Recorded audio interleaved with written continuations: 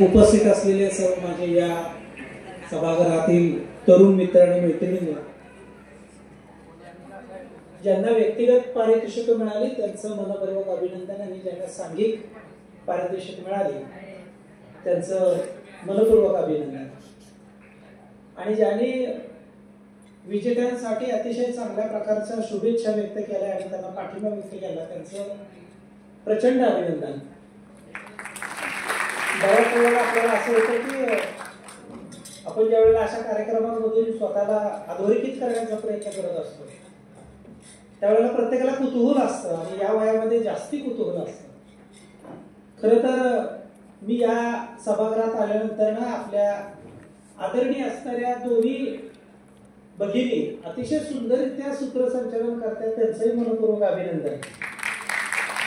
त्या सगळ्यांना एकत्रित बांधून ठेवणं खूप अवघड असतं, कारण आपल्या सोयीनुसार ज्यांना शंका आहे ते निरसन करतायत, ज्यांना कुशंका आहे ते साशंकतेने माझ्याकडे पाहतायत, आणि ज्यांना लघुशंका आहे ते उठून जात आहेत. त्यामुळे या कार्यक्रमाच्या अनुषंगाने मला ज्यावेळेला डॉक्टर वैशाली पाटील मॅडम यांनी ज्यावेळेला निमंत्रित केलं, माझे सहकारी पत्रकार चव्हाण सर यांनी सांगितले की सर तुम्हाला यायला लागतंय, आणि मी हो म्हणालो. त्याचं कारण असं होतं की तारुण्याच्या उंबरठ्यावर असणाऱ्या सर्वच मित्रमैत्रिणींबरोबर मला एक चांगला संवाद साधता येईल अशी मनात अपेक्षा ठेवून मी आलो, आणि मला तुम्हाला सगळ्यांना या सभागृहात बघितल्यानंतर खूप छान वाटलं. खरं तर या व्यासपीठावरती उपस्थित असणारे आदरणीय प्रसूत जोहारी साहेब, आदरणीय डॉक्टर स्वानंद कुलकर्णी साहेब, आदरणीय आपले रामलिंग पत्रकार साहेब, त्याचबरोबर आता आदरणीय असणाऱ्या पुष्पा पाटील मॅडम, आदरणीय हर्डीकर मॅडम, आणि आपण सर्वच जण शिक्षक आणि शिक्षकेतर असणारे सर्व माझे सहकारी बंधू आणि भगिनी, खूप छान वाटलं इकडे आल्यानंतर, बरं वाटलं. त्याचं कारण असं आहे की जोहारी साहेब, मी साताऱ्यावरून आलो. साताऱ्यामध्ये 2 नद्या आहेत, त्याला संगम म्हणतो, म्हणून त्याला आम्ही संगम माऊली असं म्हणतो, कारण तिकडे कृष्णा आणि वेण्णा एकत्र येते. मी कराडला आलो त्यावेळेला मला छानपैकी कृष्णा आणि कोयण्याचा संगम पाहायला मिळाला, म्हणून त्याला आपण प्रीती संगम असं म्हणतो. पण ज्या वेळेला साहेब आपण या सभागृहामध्ये एंट्री केली की नाही, त्यावेळेला मला इथल्या मित्रमैत्रिणींबरोबर आणि आता उपस्थित असणाऱ्या शिक्षक आणि शिक्षकेतर सर्व सहकाऱ्यांबरोबर मला असं जाणवलं, आपले एक व्यासपीठ, समोर असणारे माझे विद्यार्थी आणि मित्रमैत्रिणींनो आणि आपले सगळे शिक्षकेतर संघ, या सगळ्यांच्या अनुषंगाने तुम्हाला सांगायला वाटतं की तिकडे मी पाहिला तो संगम होता. कराडमध्ये आलो तेव्हा मला प्रीती संगम पाहायला मिळाला. या हॉलमध्ये आल्यानंतर मला श्री संत कृपांचा त्रिवेणी संगम पाहायला मिळाला. हा तुमचा उत्साह तो असाच चालू ठेवला पाहिजे. त्यामुळे मी जास्ती तुमच्या उत्साहाच्या मध्ये येणार नाही. तुमचा जो दबलेला आवाज आहे ना तो बाहेर निघाला पाहिजे. आणि एक महत्वाची गोष्ट आहे बघा, आपल्या आयुष्यामध्ये एखाद्या वेळेला जर दुःख आलं की नाही, तर दुःख आल्यानंतर आपल्या डोळ्यामध्ये पाणी येणं हे अतिशय नैसर्गिक आहे, त्याला अश्रू असं म्हणतात. आपल्याला दुसऱ्याच्या दुःखानं आपण व्यथित झालो आणि आपल्या डोळ्यामध्ये जर पाणी आले की नाही, त्याला अश्रू असं म्हणतात. पण लक्षात ठेवा, ज्या वेळेला दुसऱ्याच्या आनंदात आपल्या डोळ्यामध्ये आनंद अश्रू येतात ना, त्याला पवित्र तीर्थ असं म्हणतात. ते मात्र जपून ठेवा, कारण तुमचं ओरडण्याचं काम काय, तर आपल्या मित्र आणि मैत्रिणींना अतिशय चांगल्या प्रकारच्या आनंदात आनंद द्विगुणित करणं. त्यामुळे तुम्ही सुद्धा अतिशय चांगले प्रेरणा स्त्रोत आहात. त्यामुळे या वयामध्ये ज्या मुला मुलीला असं वाटायला लागतं की आपल्या अंगात असणारी उर्मी आहे का आपल्या अंगात असणारी गुर्मी आहे, हे ज्याला ओळखता येतो तो यशाची पादाक्रांत चढतो. आणि म्हणून आपल्याला लक्षात यायला पाहिजे की या आजच्या कार्यक्रमाच्या अनुषंगानं अतिशय चांगला तुमच्या मध्ये नाही का सौंदर्य दिसतंय मला.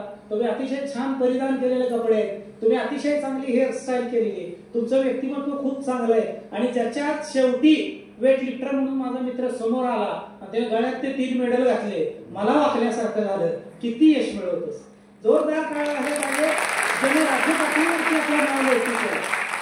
खरं सगळेच जण नाव उंचावतात, सगळेच जण नाव कमवतात, पण खरं सांगू का तुम्हाला, स्वप्न सगळेच बघतात आणि सत्यात उतरवतात. सगळेच जण स्वप्न बघतात आणि सत्यात उतरवतात.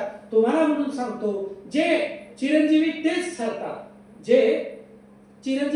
ठरतात, जे दुसऱ्याचं स्वप्न सत्यात उतरवतात. मला असं वाटतं आपण स्वप्न बघावीत, पण आपल्या आई वडिलांचं पण एक स्वप्न असतं. आपल्या कॉलेजचं पण एक स्वप्न असतं, आपल्या मित्र आणि मैत्रिणींचं पण एक स्वप्न असतं, ते देखील आपण सत्यात उतरवायला शिकलं पाहिजे. त्याला जगणं असं म्हणतात. आजच्या या कार्यक्रमाच्या निमित्तानं एक वैचारिक बैठक आपली असावी, एक मानसिक ठेवण आपली असावी आणि त्याच्या जोडीला आपल्या शरीराला आणि मनाला संयम देखील असावा, पण त्याच वेळेला उत्साह पण असावा, त्याच वेळेला अतिशय कला आणि कौशल्यानं अतिशय सुंदर असं नटलेलं असावं. परंतु या सगळ्याला गालबोट लागू नये म्हणून देखील काळजी घेतली पाहिजे.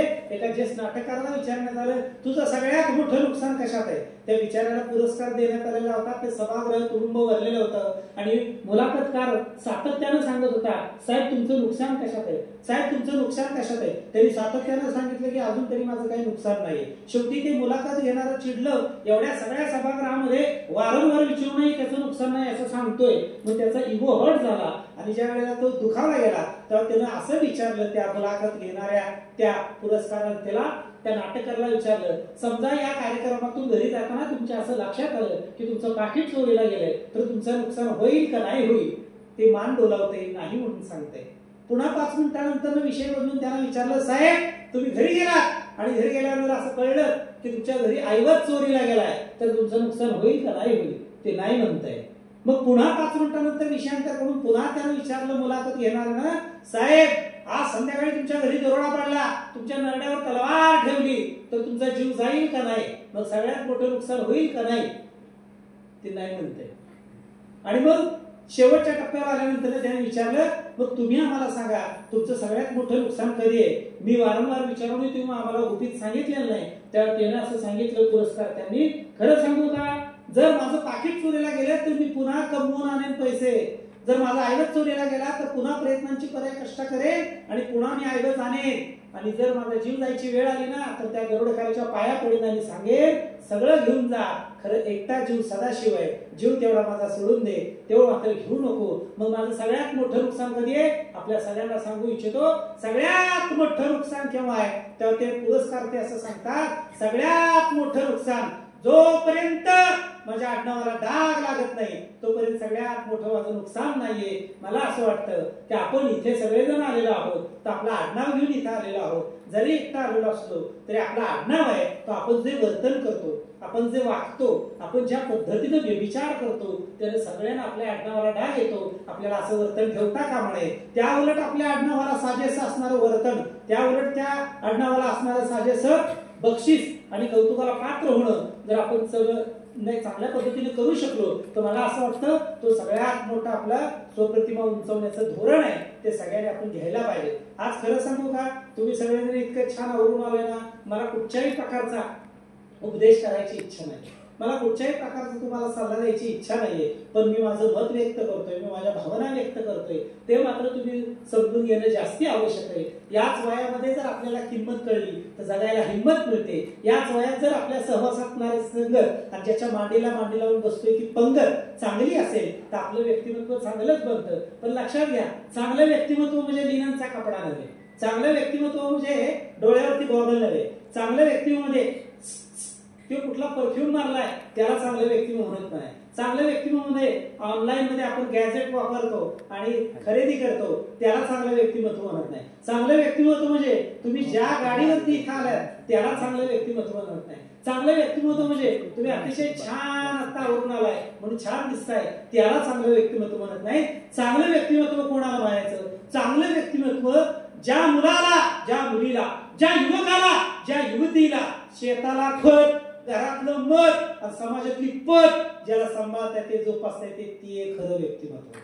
मला असं वाटतं जास्ती महत्वाचं की आपण पोटातून पोटात कुठचं अन्न घालतो ते जास्त महत्वाचं आहे. कारण मित्रांनो, दर 25 किलोमीटरला एक ICU हॉस्पिटल चालते आणि दर 55 किलोमीटरला एक कॅन्सर हॉस्पिटल चालते. मग आपल्या कुटुंबामध्ये येणारे पैसे, त्याचा जो मार्ग आहे तो आजाराच्या माध्यमातून निघून जातात. अशा वेळेला तुमच्या अंगावरती एक चांगल्या प्रकारची धुरा आहे. त्यामुळे आपण जर सक्षम आणि सशक्त आणि सदृढ बनायचं असेल तर आपल्याला लक्षात यायला पाहिजे, ज्या संत कृपा शिक्षण संस्थेमध्ये आपण शिक्षण घेऊ इच्छितो असा एक संस्कार आपल्यावरती मिळतो जो संस्कार आपले आई वडील आपल्यावरती करत नाही. असा एक संस्कार ते आपल्यावरती करतात जे शेजारी आपल्यावर तो संस्कार करू शकत नाही. असा एक शिक्षक आणि शिक्षिका आपल्यावरती संस्कार करतात जो कराड मधल्या डिमांड मध्ये मिळत नाही. असा एक संस्कार ते आपल्यावर करतात जो कुठल्याही मेडिकलच्या शॉपमध्ये तो संस्कार विकत मिळत नाही. तो कुठला संस्कार आहे?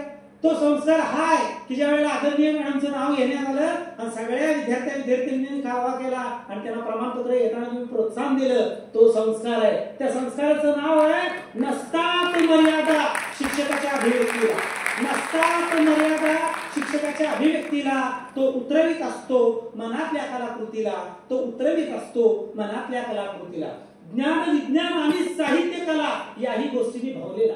ज्ञान विज्ञान आणि साहित्य कला याही गोष्टींनी भावलेला शिक्षकाचे लक्ष नसते एकांगी विकासाला. शिक्षकाचे लक्ष नसते एकांगी विकासाला, कारण तो मग्न असतो निर्माण करण्यात विद्यार्थ्याच्या सृजनशीलतेला. विद्यार्थ्याच्या सृजनशीलतेला. ही सृजनशीलता विकत नाही मिळते, ती निर्माण करावी लागते. मला असं वाटतं आपल्याला ओळखणारी 3च माणसं आहेत. एक जन्म देणारी आई, 2 जे आपल्यासाठी झटतात ते बाबा वडील, आणि सगळ्यात महत्वाचं तिसरा व्यक्ती म्हणजे आपल्या कुठच्याही वयातला शिक्षक असतो. तो तिसरा व्यक्ती आपलं कल्याण करत असतो. त्यालाच वाटत असतं की माझं उत्कर्ष व्हावा, त्यालाच असं वाटत असतं की माझी प्रगती व्हावी, त्यालाच असं वाटत असतं की मला अतिशय चांगल्या प्रकारचा माझं नाही का उत्कर्ष व्हावा असं त्याला वाटत असतं. मग लक्षात घ्या, आपल्या आयुष्यामध्ये प्रत्येक स्थानकावरती प्रत्येक वयामध्ये आपल्याला एकतरी असा गुरु भेटायला पाहिजे ज्याचा अर्थ असा आहे, गु म्हणजे अंधार आणि रु म्हणजे नाहीसा करणारा व्यक्ती. आपल्या आयुष्यात असा एकतरी व्यक्ती पाहिजे जो अंधार दूर करतो. याच वयामध्ये आपल्याला चांगला मित्र भेटायला पाहिजे, याच वयामध्ये अतिशय चांगली मैत्रीण भेटायला पाहिजे आणि त्या दोघांनी एकत्र येऊन मैत्री तयार करायला पाहिजे. मी लफडं नाही असं म्हटलं, मी अफेर नाही असं म्हटलं. तेव्हा आपल्याला कळलं पाहिजे प्रियकर आणि प्रियसीच्या व्याख्या निरनिराळ्या आहेत. प्रत्येक जण आपल्या मोबाईलवरती व्यस्त झालेला आहे. आणि ज्या वेळेला मी सभागृहात आलो त्यावेळेला जे काही चालू होतं ते आमच्यात चालू होतं, पण सगळेजण माना खाली आणून बसलेले होते कारण त्यांचा मोबाईल ऑन झालेला होता. त्यांना लवकरात लवकर आपली स्टोरी तयार करायची होती आणि आपण काढलेला फोटो जास्तीत लवकर अपलोड करायचा होता. पण लक्षात ठेवा, तुमच्या मोबाईलचं स्टेटस आहे ते तुमच्या आयुष्याचं स्टेटस असू शकत नाही. लक्षात ठेवा, स्टेटस अपलोड केल्यानंतर स्टेटस मिळत नाही. प्रयत्नांची पराकाष्ठा केलं, श्रमाला प्रतिष्ठा दिली, निर्व्यसनी निरोगी आणि निकोप आयुष्य जगू शकलो तरच आपण चांगलं नाही का नावलौकिक करू शकतो. म्हणून आपलं स्टेटस कशात आहे? आपल्या कामात आहे. आपलं स्टेटस कशात आहे? आपल्या वागणुकीत आहे. आपलं स्टेटस कशात आहे? आपण वापरत असणाऱ्या भाषेवरती आहे. त्यामुळे याच वयामध्ये आपल्याला कळलं पाहिजे की आपण या वयामध्ये कोणालाही आईवरून शिवी द्यायची नाही, कारण जिथून तुम्ही जन्माला आलात तिथून मी जन्माला आलोय, जिथून मी जन्माला आलोय तिथून तुम्ही जन्माला आलाय. म्हणून आज फक्त एक मात्र शिकूया या आजच्या हॉलमध्ये. काय झालं तर चालेल, मला राग येईल, चेष्टा होईल, कुचेष्टा होईल, पण मित्रमैत्रिणींच्या एकत्र आल्यानंतर कुठच्याही प्रकारची शिवी नाही द्यायची, मुलानं सुद्धा आणि मुलीनं सुद्धा. का माहितीये तुम्हाला? अरे अशी कुठली पुण्याई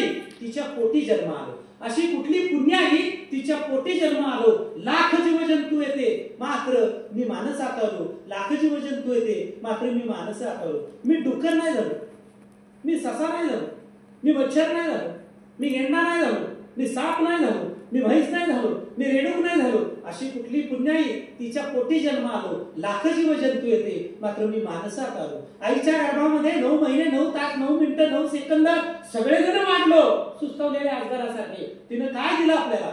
आपण म्हणतो आई मला मोबाईल घे, आई मला बाईक घे, आई मला वस्तू पाहिजे, आई मला सॅक पाहिजे, आई मला तो ड्रेस पाहिजे, आई मला ट्रिपला जायचंय, आई मला तिकडे जायचंय, मला पैसे हवे. नाही दिलास तर जन्माला कशाला घासलं? असं सुद्धा विचारणारी पिढी आहे.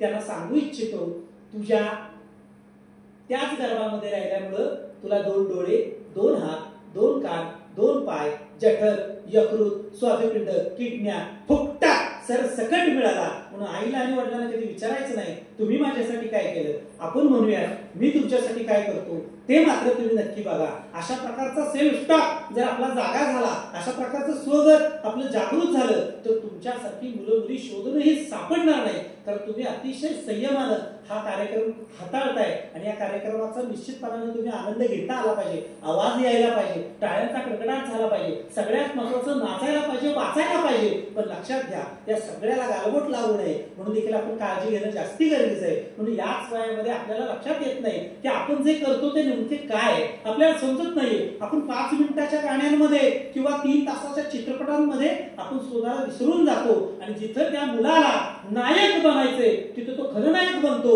ज्या मुलीला नायिका बनायचे तिथे ती खलनायिका बनते. मला असं वाटतं आपल्या आयुष्यामध्ये आपण लायक बनलं पाहिजे, आपण नालायक बनता कामा नये. आपण नायक बनलं पाहिजे, आपण खलनायक बनता कामा नये. आपण नायिका बनलं पाहिजे, आपण खलनायिका बनता कामा नये. आपल्याला काय बनायचंय याचं ध्येय धोरण आपल्याला कळायला पाहिजे. आपण सगळ्याच जणांनी स्वप्न बघायला पाहिजे. पण लक्षात ठेवा, रात्री उशिरा फेसबुकवर असणं, रात्री उशिरा इन्स्टावर असणं, रात्री स्नॅपचॅटला इमोजी पाठवणं त्याला प्रगती म्हणत नाही, त्याला हुशारी म्हणत नाही. ते आभासी जग आहे. अशा आभासी जगातून आपल्याला बाहेर यायला शिकलं पाहिजे. का माहितीये, इंग्लिशमध्ये एक सुंदर कोट आहे, तुम्ही ऐकलंय की नाही मला माहिती नाही, पण yesterday I was clever.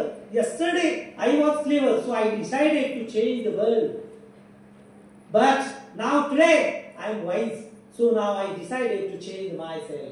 मराठीत सांगतो, काल मी लय हुशार होतो म्हणून मी ठरवलं जग बदलणार. आज मी शहाणा झालो, आज ठरवलं मी स्वतःला बदलणार. जी माणसं स्वतःला बदलतात ती जग बदलतात, पण जी माणसं स्वतःलाच बदलू शकत नाही ती मात्र जगाला बदलू शकत नाही. म्हणून आज या कार्यक्रमाच्या निमित्तानं काही गोष्टी आपण अतिशय चांगल्या पक्की खूनपाठ आपल्या मनात आपण बांधायला शिकूया की याच वयामध्ये आपल्याला कळलं पाहिजे आपल्या शरीराला आणि मनाला आपण संयमाची भाषा शिकवू शकतो का. आपल्याला नक्कीच आपल्याला या वयात होणारं प्रेम व्यक्त करायचंय, पण आपल्याला कळलं पाहिजे ते प्रेम नक्की काय. मी तुम्हाला असा सल्ला दिला की तुम्ही मैत्री करायला पाहिजे, नक्की मैत्री करा, पण कोणाबरोबर मैत्री करा आपल्याला कळलं पाहिजे. आपली मैत्री आहे का प्रेम आहे का आपलं लफड आहे हे आपल्याला कळलं पाहिजे. याच वयातला व्याख्या, याच वयातली संकल्पना, याच वयातलं आपलं स्वतःचे असणारा तर्क तो आपण वैज्ञानिक दृष्टिकोनाच्या पातळीवरती घासून पुसून बघायला पाहिजे की आपला सहवास आहे ते नेमकं काय. आणि म्हणून मला असं सांगावंसं वाटतं तुम्ही सगळ्या जणांनी मैत्री करायला पाहिजे. पण लक्षात ठेवा, प्रेम की मैत्री, अनंतराव काय सांगतो बघा, प्रेम की मैत्री संभ्रमाचा झुला, याच वेळी ठरव काय देऊ तुला, या इथे ठरवूया हद्द आपापली, या इथे ठरवूया हद्द आपापली, गंध दोन्हीकडे पण निराळा फुला, या प्रवाहासही देऊ एक दिशा, या प्रवाहासही देऊ एक दिशा, मग करू वाटला प्रेम सागर खुला, मग करू वाटला प्रेम सागर खुला, दुःख अडवायला उंबऱ्यासारखा मित्र वनव्यामध्ये गारव्यासारखा, मित्र वनव्यामध्ये गारव्यासारखा, वाट चुकणार नाही जीवनभर तुझी, वाट चुकणार नाही जीवनभर तुझी, एक तू मित्र कर, एक तू मित्र कर, आरशासारखा मित्र वनव्यामध्ये गारव्यासारखा, मित्र वनव्यामध्ये गारव्यासारखा, आत्महत्याच करणार नाही कुणी, आत्महत्याच करणार नाही कुणी, एक तू मित्र कर, एक तू मित्र कर, मनासारखा मित्र वनव्यामध्ये गारव्यासारखा, मित्र वनव्यामध्ये गारव्यासारखा, का हिंडतो तू देव शोधावया, का हिंडतो तू देव शोधावया, मित्र आहे जवळ, मित्र आहे जवळ, मंदिरासारखा मित्र वनव्यामध्ये गारव्यासारखा, मित्र वनव्यामध्ये गारव्यासारखा, दृष्ट लागू नये वेदनेची मना, दृष्ट लागू नये वेदनेची मना, मित्र डोळ्यामध्ये, मित्र डोळ्यामध्ये काजळासारखा, मित्र वनव्यामध्ये गारव्यासारखा, मित्र वनव्यामध्ये गारव्यासारखा, चालताना पुढे रात्र येईल कधी, चालताना पुढे रात्र येईल कधी, मित्र येतो पुढे, मित्र येतो पुढे काजव्यासारखा, मित्र वनव्यामध्ये गारव्यासारखा, मित्र वनव्यामध्ये गारव्यासारखा. सरतेशेवटी तो असं म्हणतो, सरतेशेवटी तो असं म्हणतो, जाळताना मला देह ठेवा असा जाणताना मला देह ठेवा असा हात खांद्यावरी टाकल्यासारखा मित्र वनव्यामध्ये गारव्यासारखा मित्र वनव्यामध्ये गारव्यासारखा मित्र वनव्यामध्ये गारव्यासारखा. कुठच्याही वयामध्ये जी गोष्ट उपयोगी पडते त्याला मैत्री असं म्हणतात. म्हणून लक्षात आलं पाहिजे या वयामध्ये मैत्री आणि अफेअर फरक आहे. म्हणून लक्षात ठेवा या वयामध्ये अंधार मला सोबतही वाटता कामा नये. या वयामध्ये मी तात्पुरती आकर्षण निर्माण करून माझं प्रेम नाही मी जगू शकत आहे. कारण प्रेम कसं असतं मला माहिती नाही. प्रेम कसं आहे? संत वाहणाऱ्या नदीप्रमाणे का खळखळणाऱ्या धबधब्याप्रमाणे का त्या पहाटेच्या वेळी त्या गवतावर पडणाऱ्या दवबिंदूसारखं प्रेम आहे? प्रेम असतं कसं दिसतं कसं आपल्याला माहिती नाही. अनेक जण प्रेमामध्ये पडल्यानंतर टोकाची भूमिका घेतात. असं प्रेम नसतं. तुला प्रेम करायचंय ना तू नक्की प्रेम कर. तुला प्रेम करायचंय ना तू नक्की प्रेम कर. पण लक्षात ठेव प्रेम कोणावर करावं ते मी सांगतो आणि थांबतो. प्रेम कोणावर करावं? प्रत्येक जणाला अधिकार आहे प्रेम करायला पाहिजे. पण लक्षात ठेवा आपल्याला प्रेम करायचंय ना नक्की प्रेम करा. पण पहिलं प्रेम कोणावर करा? पहिलं प्रेम कोणावर करा? जर प्रेम करायचं झालं तर नक्की प्रेम कर. प्रेम करायचं झालं तर नक्की प्रेम कर. पण पहिले प्रेम स्वच्छतेचा मूलमंत्र देणारा संत गाडगे महाराजांच्यावर प्रेम कर. प्रेम करायचं झालं तर नक्की प्रेम कर. पण ज्यांच्यामुळे तुझ्या पाठीचा गळा ताठ आहे त्या छत्रपती शिवाजी महाराजांच्यावर प्रेम कर. प्रेम करायचं झालं तर ज्यांच्यामुळे तुम्ही इथे आहे त्या प्रेम कर. प्रेम करायचं झालं तर नक्की प्रेम कर. पण ज्या आईनं सगळ्यात मोठ्या वेदना प्रसूती काळात नाही का सोचल्या त्या आईच्या गर्भावर प्रेम कर. प्रेम करायचं झालं तर बापावर प्रेम कर. लक्षात ठेव बाप नसतो नांगर त्या जहाजाला जपडून ठेवणारा. बाप नसतो खलाशी त्या जहाजाला इपसही तसरी नेणारा. खरा बाप तोच असतो. खरा बाप तोच असतो जो आयुष्यभर फटक्या बन्यांवर उन्हासोबत लढणारा एकाच जागेवर उभा राहणारा आणि दीपस्तंभासारखी दिशा देणारा दीपस्तंभासारखी दिशा देणारा त्या बापावर प्रेम कर. प्रेम करायचं झालं तर त्या आईवर प्रेम कर. आई म्हणजे उन्हाची नाही का आई आपल्याला कळलं पाहिजे. वात्सल्याचा मूर्तिमंत झरा म्हणजे आई आहे. आई म्हणजे वात्सल्याचा मूर्तिमंत झरा आहे. आई म्हणजे चंदनाप्रमाणे झिजणारी आहे. आई म्हणजे घरासाठी जणू जागता पहार आहे. घर म्हणजे आईसाठी जणू पवित्र देवार आहे. ज्या घरामध्ये आईच नाही त्या घराला घर पण नाही. आणि म्हणून प्रेम करायचं असेल तर पहिलं प्रेम आईवर करावं. पहिलं प्रेम वडिलांवर प्रेम करायचं झालं. प्रेम करायचं झालं तर तू चूक आहे का बरोबर आहे हे न पाहणाऱ्या बहिणीवर सावलीसारखी उभे राहणाऱ्या बहिणीवर प्रेम करावं. प्रेम करायचं झालं तर भरतासारख्या भावावर करावं. प्रेम करायचं झालं तर भरतासारख्या भावावर करायचं. आणि जाऊ दे ना मोरदे प्रेम करायचं झालं तर नक्की प्रेम कर. जाऊ दे ना मोरदे प्रेम करायचं झालं ना तर नक्की प्रेम कर. पण पहिलं प्रेम स्वतःवर कर. पहिलं प्रेम स्वतःवर कर. दुसऱ्यासाठी नाड्यापासून घेतो. दुसऱ्यासाठी बियर करतो. दुसऱ्यासाठी स्कार्फ घालते. दुसऱ्यासाठी लॉजवर जाते. काही कारण नाहीये. आपल्या स्वतःवर जो माणूस प्रेम करतो तोच इतरांच्यावर प्रेम करू शकतो. आणि म्हणून याच वयामध्ये आपल्याला प्रेमाच्या संकल्पना जर समजू शकल्या तर आपलं पहिलं प्रेम आपल्या पुस्तकांवर असावं. पहिलं प्रेम आपल्या ज्ञानावर असावं. पहिलं प्रेम आपल्या स्वकीयांवर असावं. पहिलं प्रेम आपल्या नातेवाईकांवर असावं. म्हणून लक्षात ठेवा आपण अनेक वेळेला म्हणतो की रक्ताच्या नात्यांपेक्षा मानलेली नाती सर्वश्रेष्ठ ठरतात. अर्धसत्य आहे. लक्षात ठेवा उद्या किडनॅप फेल झाल्या तर वैद्यकीय शास्त्र सांगतं की रक्ताच्या नातेवाईकांचीच किडनी आपल्याला मॅच होत असते. त्यामुळे आपण जेव्हा मानलेल्या नात्यांसाठी नको नको ते उद्योग करायला जातो ते आपण करता कामा नये असं मला प्रामाणिकपणे वाटतं. म्हणून याच वयामध्ये आपण सगळ्यांनी मिळून असा संकल्प करायला शिकलं पाहिजे की माझ्या आयुष्याचं अंतिम ध्येय काय, माझ्या आयुष्याचं अंतिम स्वप्न काय, त्या स्वप्नांचा पाठलाग करणं, त्या ध्येयधोरणांसाठी आपली अतिशय चांगली स्ट्रॅटेजी तयार करणं आणि कशा प्रकारे ज्ञान संपादित करणं हे आपल्या आयुष्याचं ध्येयधोरण असायला पाहिजे. म्हणून आपल्या आयुष्यामध्ये वाईट सवयींपासून दूर राहायला पाहिजे. याच वयामध्ये आपण करत असलेले विचार असंख्य असतात. मानसशास्त्रज्ञ आणि मेंदू विज्ञान सांगतं आपण रोज किती विचार करतो. आपण रोज 70,000 विचार करतो. जे लोक 70,000 विचार करतात त्यातले जे विचार जे लोक निवडतात तसेच ते बनतात. त्या 70,000 विचारांमध्ये जे लोक सदोष विचार निवडतात ते गुन्हेगार बनतात. जे लोक अविवेकी विचार तयार करतात ते व्यसनाधीन बनतात. आणि जे लोक नकारात्मक विचार निवडतात तेच माणूसघाणी बनतात. जर मला चांगलं बनायचं असेल तर सदोष विचाराच्या ऐवजी मी निर्दोष विचार निवडेल. अविवेकी विचाराच्या ऐवजी मी विवेकी विचार निवडेल आणि सगळ्यात महत्वाचं नकारात्मक विचार करण्याच्या ऐवजी मी सर्जनशील विचार निवडण्याचा जास्त प्रयत्न करेल. मला असं वाटतं की विचार जर चांगले निवडले तर आपली वाट सुद्धा चांगली होईल. लक्षात ठेवा, या वयातली वाट आपली वाट लावणारी नसावी, या वयातली वाट आपली वाट लावणारी नसावी, आपली वाट पळवाट पण नसावी, आपली वाट ही चोर वाट पण नसावी, पण आपली वाट ही पाऊल वाट असावी जी आपणच तयार केलेली असणार आहे. आणि त्याच मार्गावरती यश मिळाल्यावर आपलेच भाऊबंद त्याच मार्गाने चालत येतील. अशा प्रकारची पाऊल वाट आपण सगळे मिळून तयार करण्याचा प्रयत्न करूया.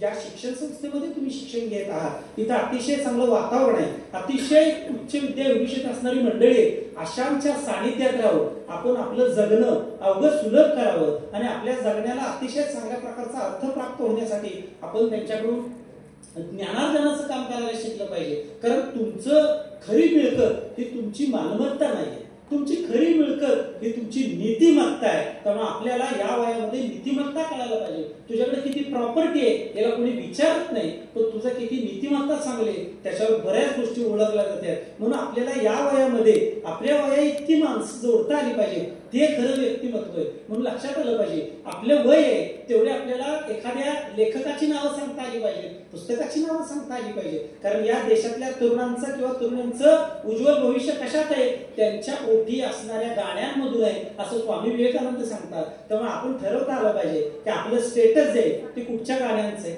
अनेक जण याच वयामध्ये बेभान व्हायला लागतात आणि मग त्याचं स्टेटस यायला लागतं. चांद हिंव तुझा जीव माझा गुंतला ग, खाली फुटो तुझा चांद रातीला तुझ्या वेरीतल फुल माळून विसावल मन, त्या विसावल्या मनाला तू ध्यानासाठीला. ही रट्ट खायचं लक्षण आहे.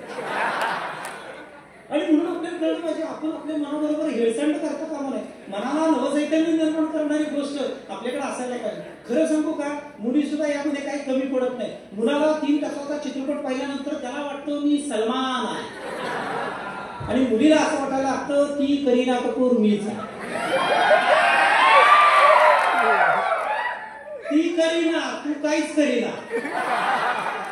आणि म्हणून आपल्याला कळलं पाहिजे की या वयामध्ये आपल्याला प्रेम करायचंय, चांगलं प्रेम करता आलं पाहिजे. पण लक्षात घ्या, आपल्याला जर चांगलं प्रेम करायचंय ना तर आपल्या स्टेटसवरून आपल्याला ठरत नाही आपलं प्रेम खरं आहे की खोटं आहे. आपलं खरं प्रेम जर सिद्ध करायचं असेल ना तर ते शब्दातून व्यक्त करता आलं पाहिजे.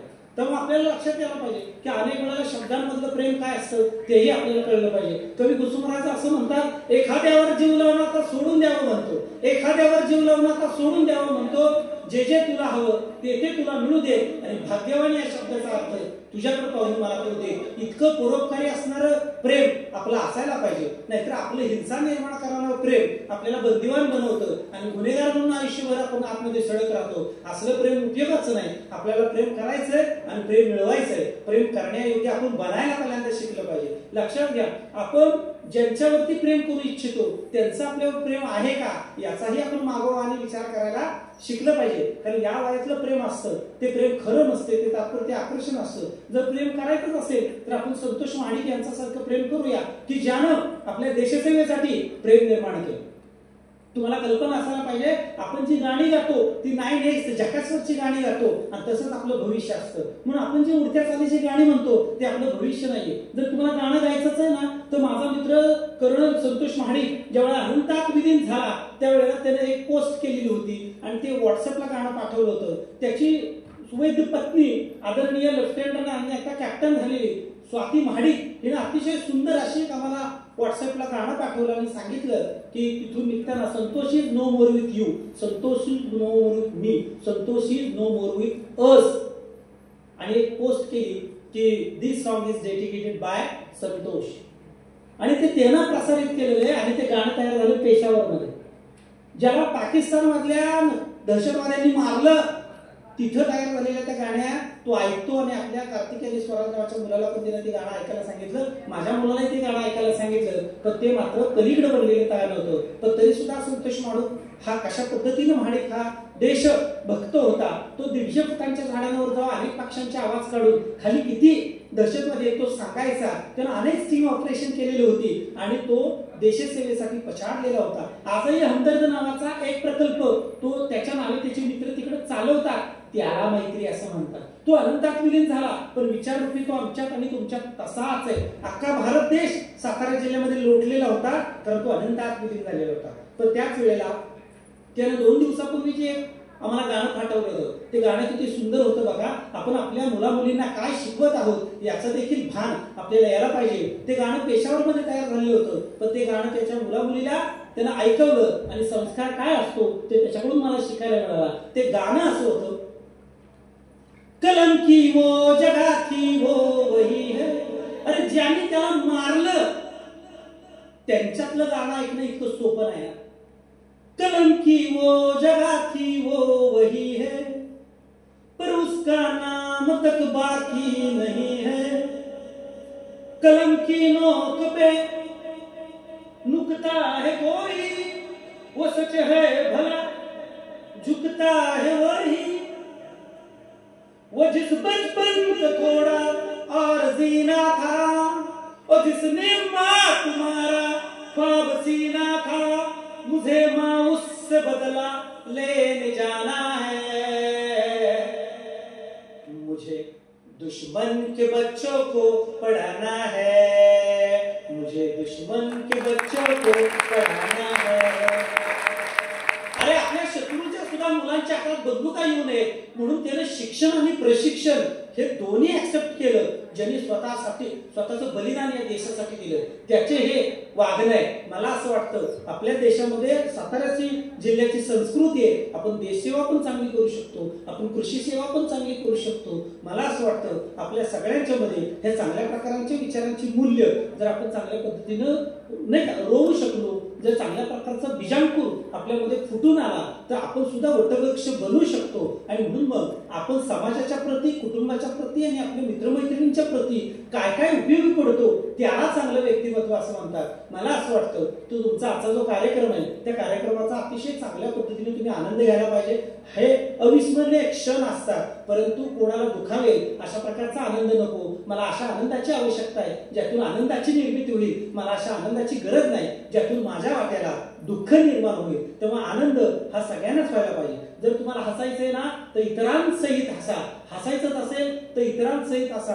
खरं दुसऱ्यावर कुत्सित हसू नका, दुसऱ्याला नाही का वाईट वाटेल अशा पद्धतीने हसू नका. हसायचंच असेल तर सगळ्यांनी मिळून आपण हसायला शिकलं पाहिजे. खरं एखाद्यावरती हसणं हे आपल्याला परत फिरून माघारी मिळत असतं, म्हणून आपल्याला कळलं पाहिजे या वयामध्ये आपण जेवढ्या चांगल्या सवयी आणि चांगले विचार आपण आत्मसात करू तेवढं आपल्या वाट्याला चांगलं व्यक्तिमत्व येण्याची शक्यता आहे असं मला जाणीवपूर्वक तुम्हाला सांगावं वाटतं. जाता जाता मी एवढं समजावून सांगतो. एक छोटी मुलगी आहे, तिची 2 मिनिटाची गोष्ट सांगतो आणि थांबतो. आपल्या आयुष्यात आपल्याला काय करायचं याचं भान ज्याला येतं ना तो बेभान कधीच होत नाही. ज्याला जबाबदारीची जाणीव होते आणि जबाबदारी स्वीकारतो त्याला जबाबदारीचं ओझं केव्हाच वाटत नाही. आणि म्हणून जर आपल्या उज्ज्वल भविष्याची वाटचाल आपल्याला चांगली करायची असेल तर आपलं उत्तुंग व्यक्तिमत्व बनण्यासाठी आपल्याला ज्ञान, कला, कौशल्य प्राप्त करता आले पाहिजे. मला मनापासून जोहारी साहेब फार आनंद वाटला की जे बक्षीस समारंभ केला ते सगळे मैदानी खेळायचे होते. मला इतकं छान वाटलं की मुलं इतक्या चांगल्या पद्धतीने मैदानीवरती आहेत. मला असं वाटतं आपली माती आणि आपली नाती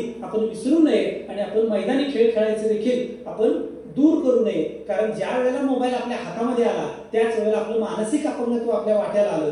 मेंदू आकुंचन पावतो त्या मोबाईलमुळे. मेंदू हा अनेक वेळेला विचित्र आणि विक्षिप्त बनतो त्या मोबाईलमुळे. कारण स्टीव्ह जॉबच्या घरी त्याचे मित्र जेव्हा जेवायला आले आपल्या कुटुंबियांसमेत तर स्टीव्ह जॉबचा मुलगा हा त्यांना सर्व करत होता. तो त्या टेबलला जेवण देत होता आणि विचारत होता, काका तुम्हाला या शहरातली अतिशय सुंदर मिठाई आहे, तुम्हाला खायला आवडेल का?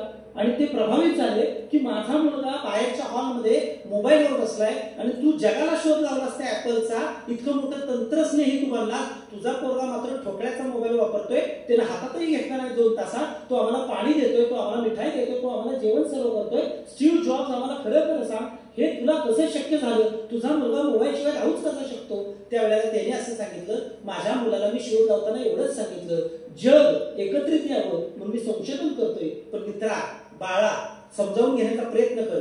जोपर्यंत याचा शोध लागत नाही, याचा वापर केला जात नाही, त्याचे दुष्परिणाम पुढे येत नाही, तोपर्यंत तू मोबाईलचा वापर करू नये. हे एका वाक्यात मी त्याला सांगितलं आणि त्या नम्र शून्य मुलानं तेवढंच ऐकलं. मग मला सांगा, आपले आई वडील स्टीव्ह जॉब्स पेक्षाही महान आहेत. ते आपल्याला जे काही सांगतात ते पुढचं सांगत असतात. अशा वेळेला जर आपण त्यांचं ऐकलं तर स्टीव्ह जॉबनं जसं आपल्या मुलाला सांगितलं की दुष्परिणाम समोर दिसत नाही तोपर्यंत त्या मोबाईलचा अतिरिक्त वापर करू नको. मला असं वाटतं हा लाख मोलाचा सल्ला आपल्यापर्यंत मी पोहोचवला. त्याचं कारण आहे की आपला सगळ्यात मोठी वेळ कशात वाया जाते, तर सगळ्यात जास्ती वेळ आपला मोबाईलच्या स्क्रीनिंग मध्ये स्क्रॉल करण्यात, त्या रील्स बघण्यात, इन्स्टावरती, फेसबुकवरती आणि युट्यूबवरती जातो. मला असं वाटतं त्यातून आपण बाहेर पडूया. कारण एका वर्षाचं महत्व कोणाला कळतं? एका वर्षाचं महत्व इयत्ता 10वी मध्ये नापास झालेला पोराला विचारा. एका महिन्याचं महत्व तुमच्या भगिनीचं लग्न झालं असेल, तिच्या पोटात बाळ आहे, 9वा महिना तिला लागलाय, त्या एका महिन्याचं महत्व त्या गर्भवती असणाऱ्या भगिनीला विचारा. कारण ती 2 जीवांची असते. तिला स्वतःचाही प्राण वाचवायचा असतो, स्वतःच्या बाळाचाही प्राण वाचवायचा असतो. एका आठवड्याचं महत्व आपल्या डॉक्टर स्वानंद सरांना विचारा, डॉक्टर या रामलिंगे सरांना विचारा, आपल्या मॅडम असणाऱ्या पाटील मॅडमला विचारा. एका आठवड्याचं महत्व काय? आपल्या सगळ्या शिक्षकांना विचारा, एका आठवड्याचं महत्व काय? एका आठवड्याचा सगळ्या तासिका बसवाव्या लागतात आणि वर्षभरात तो सिलेबस पूर्ण करावा लागतो आत्मीयतेनं. त्यांना विचारा एका आठवड्याचं महत्व काय? एका दिवसाचं महत्व मी नाही सांगणार आहे. एका आठवड्याचं महत्व कराडमधल्या त्या चौकामध्ये जाऊन बघा, सकाळच्या प्रणित झुंडच्या झुंड डबा घेऊन आलेले असतात आणि आज जर साहेब रोजगार नाही ना मिळाला तर संध्याकाळी मुला मुलीचा केकचा पैसा सुद्धा त्यांच्याकडे मिळत नाही. त्या बेरोजगार तरुणाला विचारा एका दिवसाचं महत्व काय? एका तासाचं महत्व मी नाही सांगणार आहे. एका तासाचं महत्व सिकंदराला जाऊन विचारा. ज्यावेळेस त्याने इतकी राज्य जिंकली तो स्वतःच्या नरड्यावरती शत्रूनं तलवार ठेवली, त्यावेळेला 1 तास फक्त जगायचं होतं. त्या 1 तास जगू इच्छिणाऱ्या अर्धराज्य नेऊ करणाऱ्या सिकंदराला विचारा एका तासाचं महत्व काय आणि एका मिनिटाचं महत्व मी नाही सांगणार आहे. एका मिनिटाचं महत्व 4 वर्षापूर्वी त्या सावित्री नदीला पूर आला नाही का, पूर आला आणि त्या पुराला तिथून एक पूर महाडचा वाहून गेला. तिथून तुमच्यासारखं एक कुटुंब 1 मिनिट अगोदर क्रॉस झालं आणि एका मिनिटानं 16 गाड्यांना जलसमाधी मिळाल्या, सगळे जण मृत्यू पावले. मला वाचणाऱ्या त्या कुटुंबाला विचारा एका मिनिटाचं महत्व काय? एका सेकंदाचं महत्व मी नाही सांगणार आहे. एका सेकंदाचं महत्व मी नाही सांगणार आहे. अरे परवाच्या दिवशी हिंद केसरीसाठी जो पैलवान तिथे उतरलेला होता, पण सीसीटीव्हीच्या कॅमेऱ्यामध्ये 1 सेकंद पाठ टेकली म्हणून त्याला पराभूत घोषित करण्यात आलं. त्या हरणाऱ्या जीवाला विचारा आणि अवचानाचं ताट हातात घेणाऱ्या त्या माऊलीला विचारा एका सेकंदाचं महत्व काय? तोंडातला घास कुठेतरी काढून घेतो असं वाटतं, त्याला विचारा वेळेचं महत्व काय. म्हणून मला असं वाटतं आपल्या आयुष्यामध्ये सगळ्यात महत्वाची वेळ आहे, ती वेळ आपण वाया घालवता कामा नये. त्या वेळेचा आपण सदुपयोग करूया, आपल्या मोबाईलचा आपण वापर करूया, आपल्या मोबाईलचा आपण गैरवापर टाळूया. तुमचा 1 क्लिक त्या लॅपटॉपवरचा शील आहे का अश्लील आहे ते तुमच्या मनाला विचारा. त्यामुळे आपण लक्षात घ्या, आपलं व्यक्तिमत्व चांगलं घडवण्यासाठी आपल्या सवयी आणि आपल्या विचार चांगले असणं जास्ती गरजेचं आहे. आपली नीतिमत्ता चारित्र्य जर चांगलं जपायचं असेल तर आपल्याला चांगल्याच्या सहवासात राहणं जास्ती अपेक्षित आहे. आपण आपल्या वया इतकी पुस्तकं वाचायला शिकलं पाहिजे. दरवर्षी आपलं वय वाढतं. गेल्या वर्षीचं वय या वर्षी राहिलेलं नसतं. मग गेल्या वर्षीचा दुर्गुण, गेल्या वर्षीचा दोष आपल्यात का असायला पाहिजे? आपण अजात शत्रू व्यक्तिमत्व असणं जास्ती गरजेचं आहे असं मला प्रामाणिकपणे वाटतं. मी जाता जाता एवढंच सांगतो की आपल्या आयुष्यात आपल्याला काय करायचंय तर लक्षात घ्या. एका गावामध्ये साहेब आपला वडील आपल्या मुलीला अतिशय जड अंतकरणानं तिचं लग्न करायला निघालेलं. आपण ऐकलेलं आहे सगळ्यात मोठं दान अन्नदान आहे, सगळ्यात मोठं दान रक्तदान आहे, सगळ्यात मोठं दान अवयवदान आहे. तुम्हाला खरं सांगू का, सगळ्यात मोठं दान आपल्या पोटच्या लेकराला ज्यावेळेला लग्न करून तिला दुसरीकडे देतो ना ते कन्यादान, हे सगळ्यात मोठं दान आहे. ते दान करायला ते वडील निघालेलं आहे. त्याच्या डोळ्यामध्ये पाणी आहे, जड अंतकरणाने तिला अलविदा म्हणणार आहे. तेवढ्यात तिथं बाजूला एक डोली होती आणि ती डोली मनातल्या मनात बोलू लागली. त्या डोलीला असं वाटायला लागलं की ज्या मुलीला मी लग्न करून दुसरीकडे घेऊन निघालोय तिला सासरा चांगला मिळेल का, तिला नणंद चांगली मिळेल का, तिला सासू चांगली मिळेल का, तिचा नवरा व्यसनी नसेल ना, तो चांगला असेल का, तो चांगलं प्रेम करेल का, असं त्या डोलीला वाटायला लागलं. त्याच वेळेला दुर्दैवानं खालच्या आळीला एक मैत झाली आणि तिथे तिरडी आली. खालच्या आळीला मैत झाली, तिथे एक तिरडी आली. तिरडी मात्र स्वतःशी बोलू लागली की माझ्याशिवाय महान कुणीच नाही, माझ्याशिवाय महान कुणीच नाही. आणि तिनं आल्यानंतर आळस दिला. बघतोय तर त्या घरामध्ये एक मैत झालेली होती. आता मात्र प्रेत बाहेर काढण्यात आलेलं होतं. तिरडी दारात पोहोचलेली होती. तिरडीला अधिकच अहंपणा वाढला, कारण शत्रू सुद्धा पुष्पचक्र घेऊन अर्पण करायला आलेला होता. तो सुद्धा नम्र वागत होता. एका बाजूला इकडे कन्यादान झालं. ती नववधू त्या डोलीमध्ये बसली. ती डोली त्या नववधूला घेऊन निघाली आणि त्याच वेळेला खालच्या वेळेला मैत झालेली होती. ती प्रेत त्या तिरडीवर घेतलं आणि तिकडून तिरडी निघाली. साहेब इकडून तिकडून तिरडी निघाली आणि इकडून डोली निघाली आणि त्या गावाच्या मध्यवर्ती ठिकाणी त्या आमने सामने आल्या. तेव्हा डोली मात्र मनात मनात विचार करत होती की त्या नववधूला चांगली लोक मिळतील का. पण तेवढ्यात त्या तिरडीनं आवाज दिला, ए डोली थांब जरा, ए डोली थांब जरा. तेव्हा डोली म्हटली, काय काम आहे सांग जरा, काय काम आहे सांग जरा. तेव्हा डोली अशी जशी म्हटली काय काम आहे सांग जरा, त्याच वेळेला तिरडी असं म्हणाली, काही नाही मी सांगायला तो उभी आहे, काही नाही मी सांगायला तो उभी आहे. तुझ्यापेक्षा समाजात मी महान आहे, तुझ्यापेक्षा समाजात मी महान आहे. तर डोली असं म्हणाली, तुला कोणी सांगितलं, तू तर गहाण आहे, तू तर गहाण आहे. आता मात्र ती तिरडी चिडलेली होती. तिनं असं सांगितलं, तुझे डोळे फुटलेत का, डोळे उघडून बघ जरा. 4 लोक रडणारी माझ्या पाठीमागे आहेत, डोळे उघडून बघ जरा. शत्रूनं सुद्धा माझ्या अंगावरती 4 पुष्प अर्पण केलेले, 4 फुलं माझ्या अंगावर आहेत, डोळे उघडून बघ जरा. तिचा त्रागा झाल्यानंतर शांतपणे त्या डोलीने उत्तर दिलं, ते उत्तर जर तुमचं असेल तर तुमचं उज्ज्वल भविष्याची वाटचाल कोणीच रोखू शकणार नाही. त्या डोलीने दिलेलं उत्तर असं होतं, तिरडी तुला एवढा घमंड पाहिजे कशाला, तिरडी तुला एवढा अहंपणा पाहिजे कशाला. अगं 4 फुलं तुझ्या पण अंगावर आहेत, 4 फुलं माझ्या पण अंगावर आहेत. 4 लोक रडणारी तुझ्याकडे पण आहेत, 4 लोक रडणारी माझ्याकडे पण आहेत. फरक एवढाच आहे ना, फरक एवढाच आहे ना.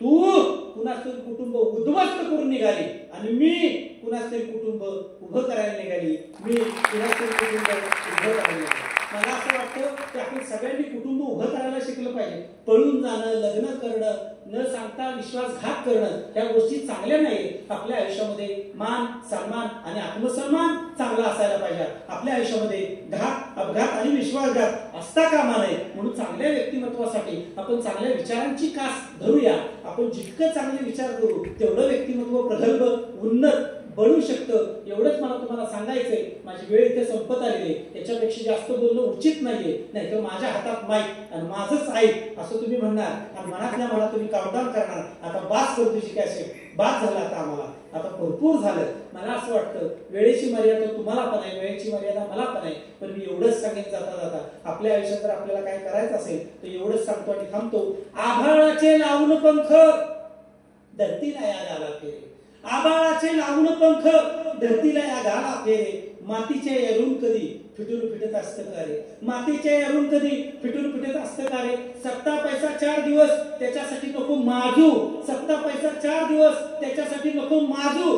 मोठ्यान पुढं वाकायला चुकून सुद्धा नको लाजू, मोठ्यान पुढं वाकायला चुकून सुद्धा नको लाजू. लक्षात ठेव, खरं प्रेम दुर्मिळ असतं. लक्षात ठेव, खरं प्रेम दुर्मिळ असतं. मिळतं ना तेव्हा कळत नसतं, मिळतं ना तेव्हा कळत नसतं आणि नसतं ना तेव्हा छळत असतं, नसतं ना तेव्हा छळत असतं. म्हणून दवातनीच भुलातनीच आनंदाचं गाणं गा, दवातनीच भुलातनीच आनंदाचं गाणं गा. आयुष्याच्या वाटेवरती चांदणं पण पुरवत जा, आयुष्याच्या वाटेवरती चांदणं पण पुरवत जा. एक गोष्ट राहूनच गेली, मोठे व्हा महान व्हा. एक गोष्ट राहूनच गेली, मोठे व्हा महान व्हा. आज्ञामधनं सारे विसरून संत कृपासाठी लहान व्हा. आज्ञामधनं सारे विसरून कुटुंबासाठी लहान व्हा. आज्ञामधनं सारे विसरून आपल्या मित्रमैत्रिणींसाठी लहान व्हा. एवढा सल्ला, उपदेश आणि माझं मत व्यक्त करतो आणि या ठिकाणी थांबतो. कळत नकळत चुकलो तरी थोडंफार शिकतो आहे, कळत नकळत चुकलो तरी थोडंफार शिकतो आहे. तुम्ही माझं एक तासभर ऐकून घेतलं, या उपकाराबद्दल ओझं तुमचं कसं फेडू यानं मी वाकलो आहे. या उपकाराबद्दल ओझं तुमचं कसं फेडू यानं मी वाकलो आहे. धन्यवाद. अतिशय जबरदस्त मार्गदर्शन या ठिकाणी सरांनी केलेलं आहे. Thank you sir. सरांच्या इतक्या सुंदर अप्रतिम भाषणानंतर ॲक्च्युली हे भाषण नव्हतं, हे एक वैचारिक मेजवानी होती सर. आम्ही खूप धन्य झालो, खूप जास्त कृतकृत्य झालो. इतके सुंदर मार्गदर्शन आपण ऐकून. सर यंग एजमधील मुलांना समुपदेशन करतात आणि खरंच आजकाल समुपदेशनाची किंवा मार्गदर्शनाची प्रत्येक एजमधील व्यक्तीला गरज आहे. मी खूपशा वेळेला म्हणते, शरीर बऱ्याच वेळेला आजारी पडतं, मनही आजारी पडू शकतं आणि मनाच्या आजारांसाठी असे थोर प्रतिभावान व्याख्याते किंवा असे थोर प्रतिभावान